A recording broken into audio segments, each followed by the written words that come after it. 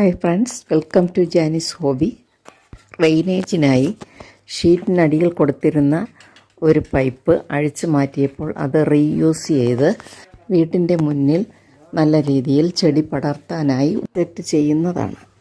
വളരെ നീളമുള്ളതിനാൽ 3 തുല്യ ഭാഗങ്ങളായി മുറിച്ച് 3 എണ്ണത്തിലും 3 റിങ്ങുകൾ എൻ്റെ ബ്രദറിൻ്റെ വർക്ക്ഷോപ്പിൽ കൊടുത്ത് ചെയ്യിച്ചു.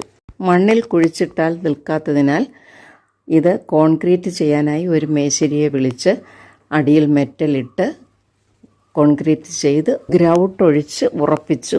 ഇത് ഫ്രണ്ടിൽ എവർഗ്രീൻ പടർത്താനാണ്. കൂടാതെ 2 സൈഡിന് പൂക്കൾ ഉണ്ടാകുന്ന ക്രീപ്പർ ചെടികൾ പടർത്താനുമാണ്. ഇത് ഞാൻ ഈ ആഴ്ച വാങ്ങിയ ബ്രസീൽ മുല്ലയാണ്. അതിന് നൂല് കെട്ടിക്കൊടുക്കണം. ഇതുപോലെ 2 എണ്ണം ടങ്കൂസ് ചരടുകളാണ് ഞാൻ വാങ്ങിയത്. ആദ്യം ഞാനൊരു ചുവന്ന ചരട് കൊണ്ട് ചെടി നേരെ മുകളിലോട്ട് വലിച്ചു കെട്ടിയിട്ടുണ്ട്. ഈ ചെടി എനിക്ക് മുമ്പുണ്ടായിരുന്നതാണ്. ഷീറ്റ് ഇട്ടപ്പോൾ വെയിലില്ലാതെ ആ ചെടി മുഴുവൻ പട്ടുപോയി. ഇതിപ്പോൾ 3 റിങ്ങിലും നല്ല ഭംഗിയിലാണ് ഞാൻ ചരട് കെട്ടിയിരിക്കുന്നത്.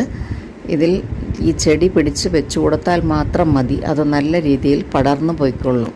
ചെടി നിങ്ങൾ കണ്ടിട്ടില്ലേ? ചരട് കെട്ടിക്കഴിഞ്ഞപ്പോൾ നല്ല വെയിലായി. ഇതിൽ വെള്ള നിറത്തിലുള്ള പൂക്കളാണ് നിറയെ പിടിക്കുന്നത്.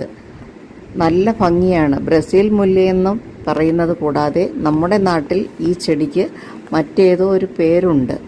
പൂക്കൾ പിടിച്ചിട്ട് നിങ്ങളെ ഞാൻ വീണ്ടും കാണിക്കാം. Thank you for watching.